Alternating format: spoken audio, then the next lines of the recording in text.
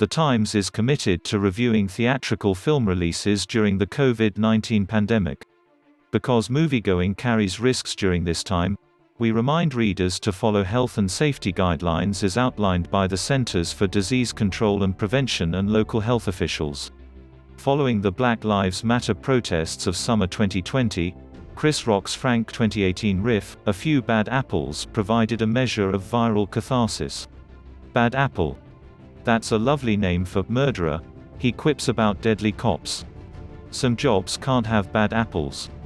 If you listen closely, above the blood-curdling screams resounding off concrete torture rooms in Spiral.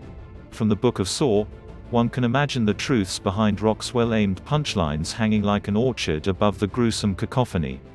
An attempt to revive the graphic thrills of the moribund franchise that gave horrific meaning to the phrase, "Do you wanna play a game?"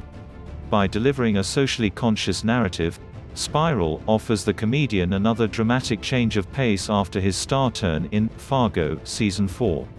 If only this 9th installment in the Saw series carried more weight than Monopoly Money, its 93-minute runtime wouldn't feel like we hit a go-to-jail space.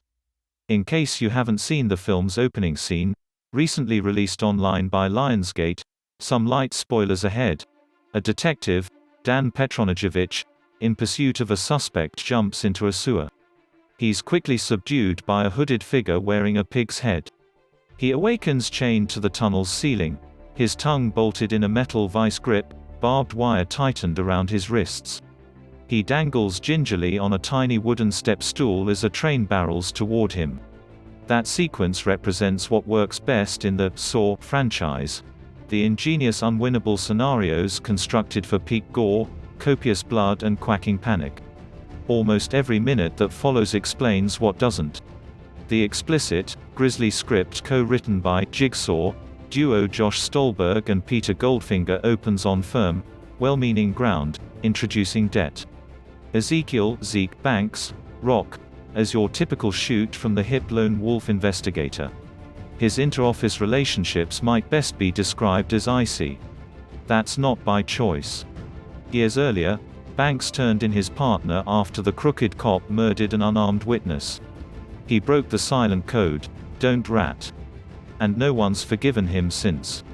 Least of all his father, the now retired police chief Marcus Banks, Samuel L. Jackson, who just so happens to be his landlord too. The setup is so delectable it makes the film's crash and burn all the more disappointing. At least Rock's ability to deliver sharp comedy is on full display. He registers big laughs on topics ranging from Forrest Gump to cheating spouses. And he's especially comfortable sharing scenes with Jackson. With the elder actor's poetic ear for a lyrically placed expletive and the younger's equally hardy talents for blue humor, their pairing should carry the day.